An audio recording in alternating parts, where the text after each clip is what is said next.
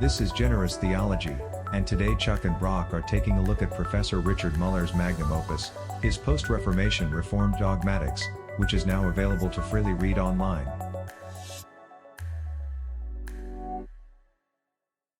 Isn't that really interesting how it all ties in, and how our study of the medieval part of this business really lets us appreciate the foundation and the underpinnings of the Reformation, as well as the struggles and the tensions between the scholastics and the non-scholastics. How does that strike you?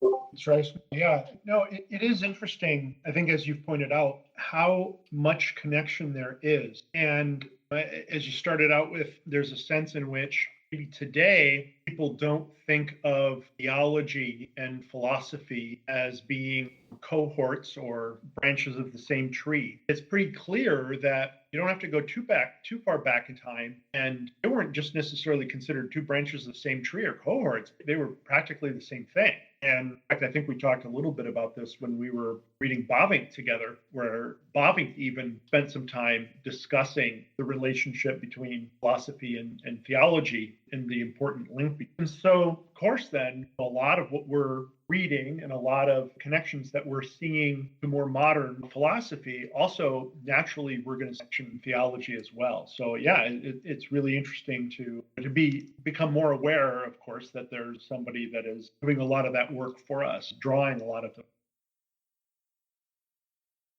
Part of why I'm really excited about this resource being available is the fact that Muller's 4 volumes, it has been one of my sort of secret sauces, as it were, Chuck. One of my secret places to go to read and get scholarly answers to many questions about what happened in Reformed theology, about these trajectories. Muller spends a lot of time carefully talking about and documenting issues about how things changed as time shifted, as the centuries passed and things changed. He documents that. He also the aspects that remain the same, the continuity. And he talks about these arcs or these periods of development, these narrative structures where maybe over a 40-year period or a 60-year period or a 100-year period, Muller is almost like a gardener talking about how a particular individual plant is growing in a particular soil, and how the plant changes the soil and how this adjusts and develops.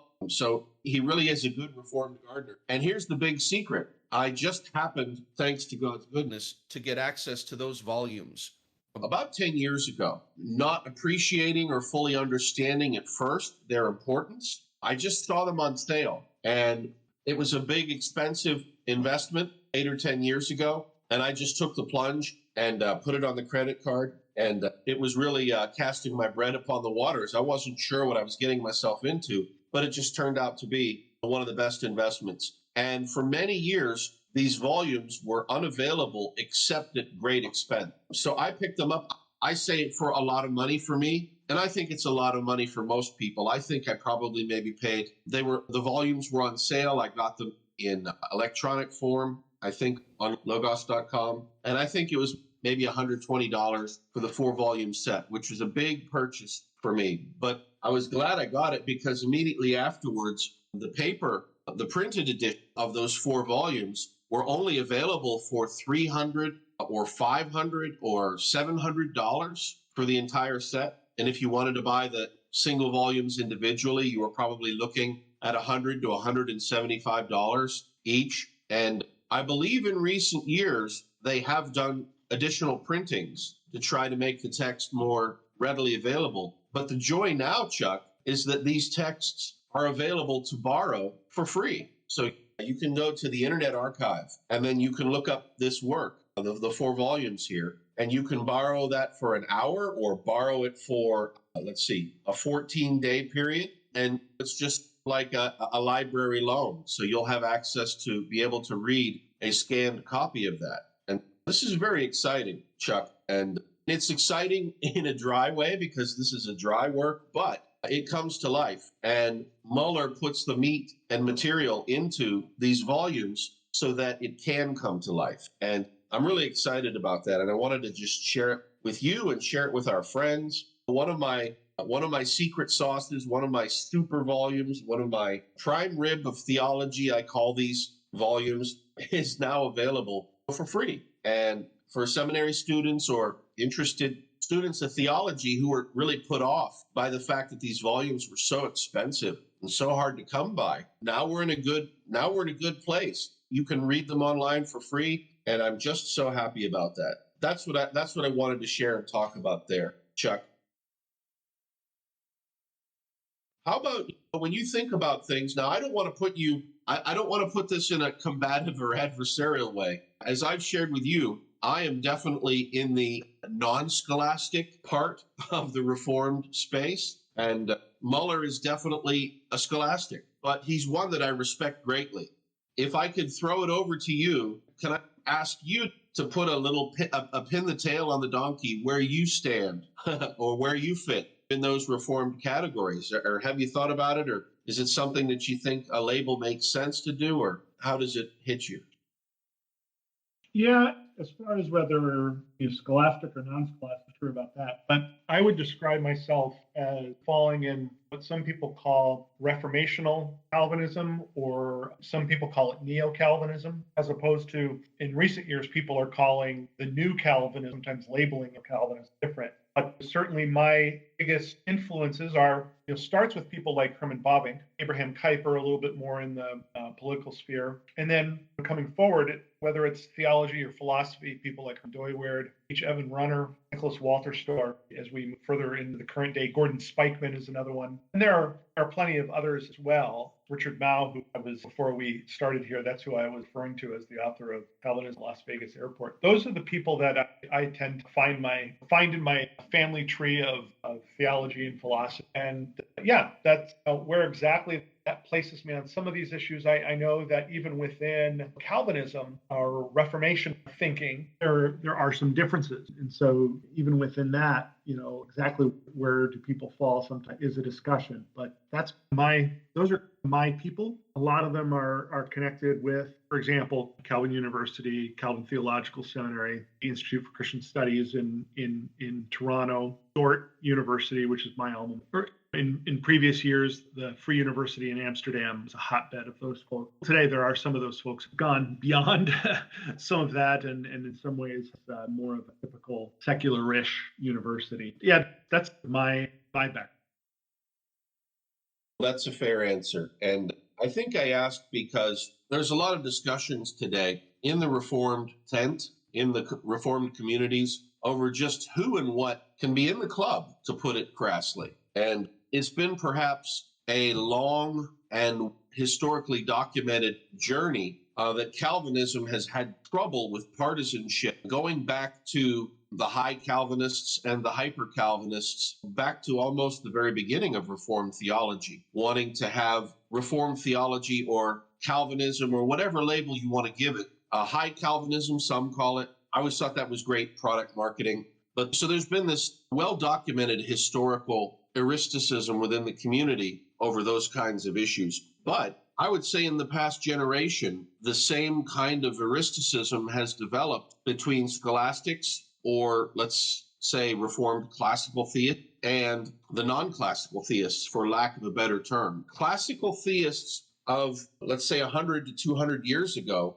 were perhaps much more accepting of their non-classical theist brethren than many classical theists are today. So things have gotten really eristic. Things have gotten very difficult and tense, schismatic within the Reformed community. And generally speaking, one side says, so the non-classical theists say that you can be Calvinist or you can be Reformed, whatever the label is, you're in the club, and being a classical theist is strictly a secondary issue. But then amongst some of the classical theists themselves, there is an unwholesome tendency to draw the lines around their own territory. No, you're not in the Reformed club unless you're a scholastic. And when you look at the division, there really is an interesting fault line running through the Reformed community over the centuries. So you have, first of all, in the early phases of the Reformation proper, populist, let's put it for lack of a better term, the populist Reformed theology of the first 100 years was largely not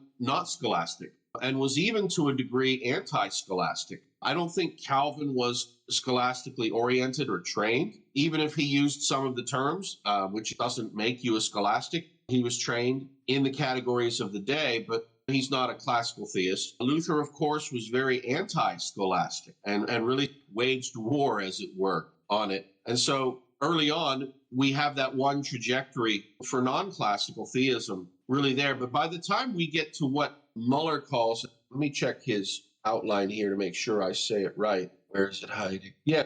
So he talks about this period, the era of early orthodoxy. And so that's maybe by around the time of Calvin to about 1620 or so. And so that's the period, this populist period. And then you get to the era of high orthodoxy. And this is really when scholasticism comes into its own in the Reformed line. It was largely seen as an improvement. People wanted sophisticated scholastic answers much more than they wanted the common populism of the era of early orthodoxy. And so you have the period, especially of some of the classic creeds and confessions here. So Muller documents this age from about 1640 to about 1725. And that covers, for example, in the English-speaking world, it does not cover Dort, but it does cover the Westminster Confession of Faith, and it covers the Second London Baptist Confession of Faith from 1689. And during those times, it's very true that those confessions were heavily influenced by the scholastics. And so now here it is, 200 years later, plus, and where do we stand and what do we think about that? So on the side of the scholastics, you would have somebody like a Richard Muller. I think you would have some of the other folks. Think of the Princetonians, I would say, very well established in the classical theist categories. And then you have people, let's say, Kuyper and Bavinck, and even Voss, not necessarily being anti-scholastic as Luther was, but not particularly requiring scholasticism in their theology, and in fact, sort of wanting to be above it is how I would characterize a lot of that. And then I would also say, if you really want a classical theist, theologian who embodies the classical theist ethos, then I think you could look to Francis Turretin. So he was a part of that high orthodoxy period, and I think it's a wonderful period. I'm not a classical theist myself, but I respect those brothers there. And so that's the tension here today. Now, one of the things that sort of trips us up and gets us into trouble, and by us non-classical theists, is when the classical theists open the conversation by saying, you're not in the club unless you agree with our classical theism, what's going to be our first response? Something along the lines of, not let's have a broader, more inclusive orthodoxy. Now, there's nothing wrong with saying that, but except that in the context of the larger cultural wars, who do we sound like, we non-classical theists? And by the way, you can continue that into this day, the non-classical theists. You can continue to Cornelius Van Til, John Frame, K. Scott Oliphant, lots of reputable folks. What do we sound to classical theists as soon as we say we should be more inclusive? We sound like the secular modernists that the scholastics, the Reformed scholastics, are insistent to criticize. And so it's really been a difficult debate to come into, because just defending one's own position in the Reformed community, in some sense, is a loaded situation to be in.